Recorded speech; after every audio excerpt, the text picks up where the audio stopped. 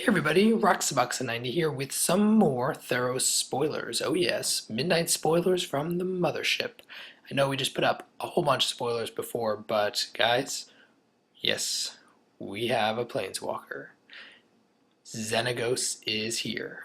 But before we get to him, because, for I guess suspense sake, no, actually just because we should get through this stuff first, it's less interesting and we'll go faster if we're excited for the Planeswalkers. So we have a cycle of Nymphs. Nimbus Naiad is the first one, 3 for 2/2 flying, which is okay.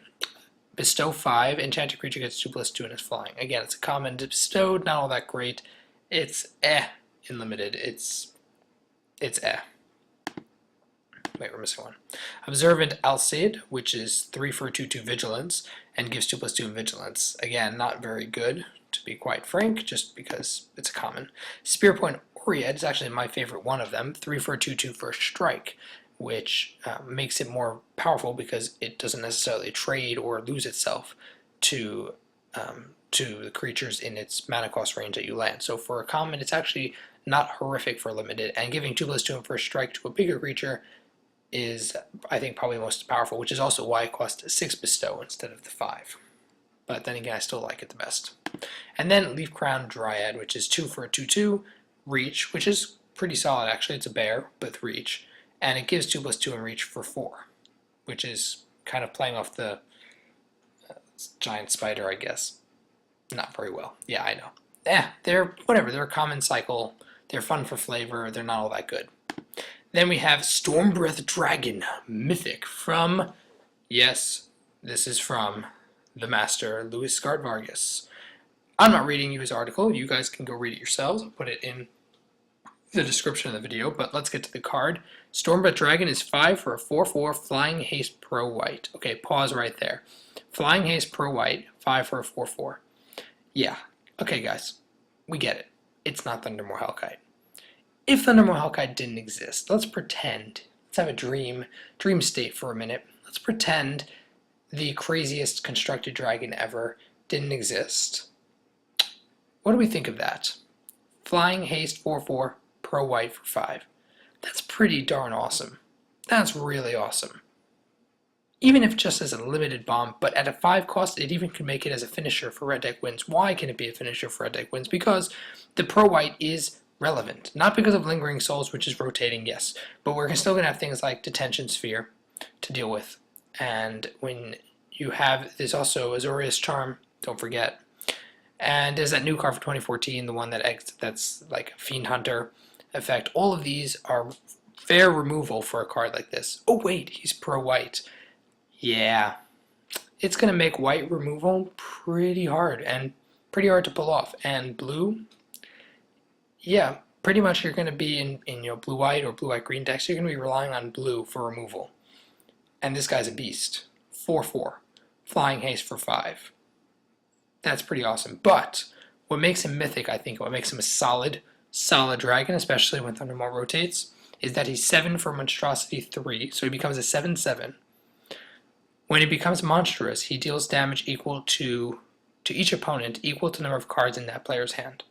So for all you control decks and mid-range decks like to hang on to your cards, if somehow he gets up in, let's say, green-red aggro, which is very viable, especially with some of the other, with the Planeswalker coming up, that makes it pretty insane because you can do a ton of damage. They hang on to their hands, Sphinx Revelation sort of nonsense, except, yeah, that sort of nonsense.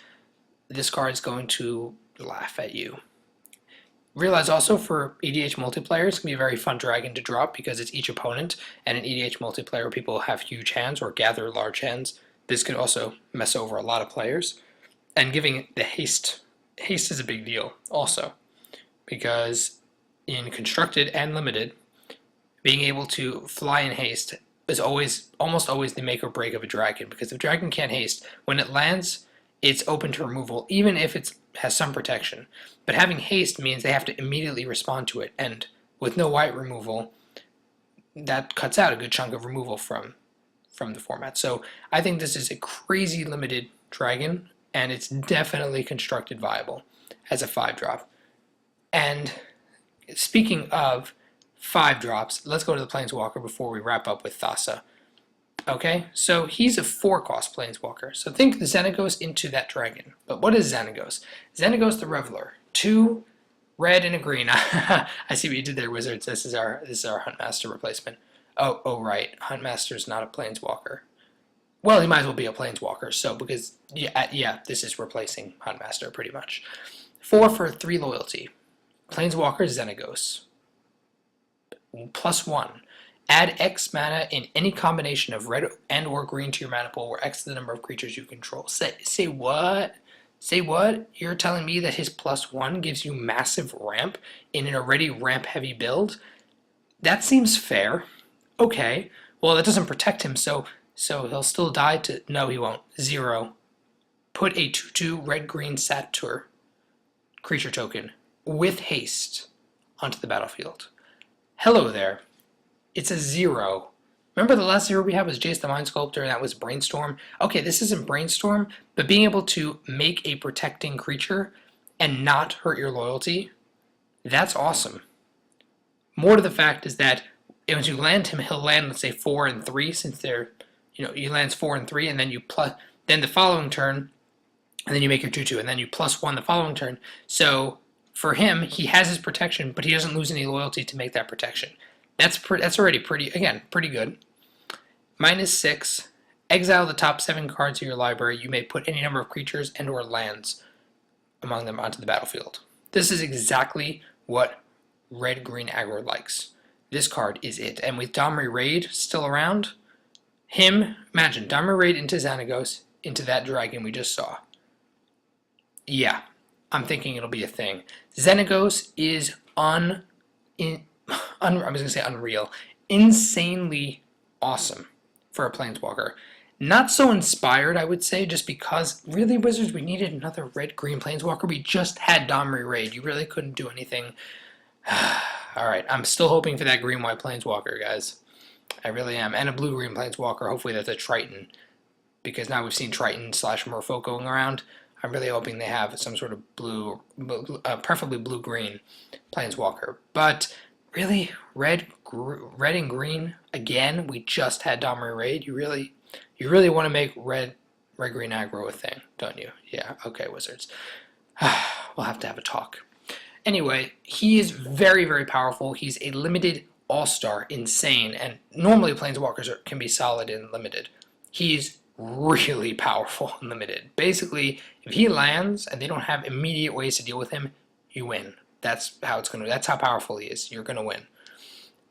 In constructed, he is 100% constructed viable, just because the amount of mana that you can add of red or green, especially if you add, let's say you have 2-3 creatures before him, and you're already ramping. Remember, it's green and red. You can ramp up. He just makes your ramp all that more insane and activates that monstrosity on that dragon even faster.